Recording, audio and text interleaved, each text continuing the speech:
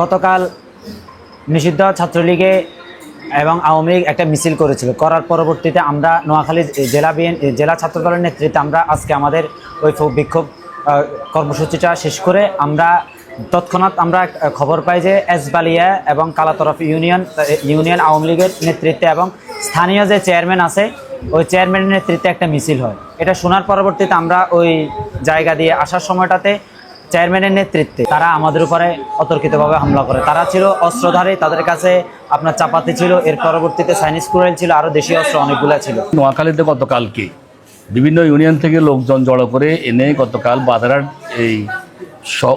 বাদারহাটে বাজারের উপরে মিছিল করে। মিছিলটি মূলত ছিল একটা গ্যাং স্টারের মতো, কিশোর গ্যাং, ছাত্রলীগ, যুবলীগ এবং হকার্স লীগের নেতৃবৃন্দরা এটা একটা মিছিল করছে। তো তার একটা প্রতিবাদ, আজকে একটা শান্তিপূর্ণ একটা প্রতিবাদ মিছিল বা প্রতিবাদ সভা হয়েছে সেই ওই এলাকাতে, বাদারহাট এলাকাতে। সেখান থেকে যাওয়ার পথে প্রতিমধ্যে কালাতরফ ইউনিয়নে এবং সেলিম চেয়ারম্যানের বা আদ্যজাত সেলিম চেয়ারম্যানের নেতৃত্বে আমাদের যারা ফলাফলেরা হুন্ডাবর নিয়ে এলাকার দিকে শহর দিকে চলে আসতেছে বা যাদের এলাকা দিয়ে চলে যাচ্ছে, এমন অবস্থায় ওই হুন্ডাবরের উপরে আক্রমণ করে। এতে আক্রমণ করে আমাদের প্রায় 13 থেকে 14টা হুন্ডা ভাঙচুর করা হয় এবং 3-4টা হুন্ডা অলরেডি তারা নিয়ে যায় এবং 5-6 জন লোক আহত হয়। 2জনকে সদর হসপিটালে আনা হয়েছে, 2জনের অবস্থায় খুবই গুরুতর। আরও 4-5 জন স্থানীয় ক্লিনিকে চিকিৎসা নিচ্ছে।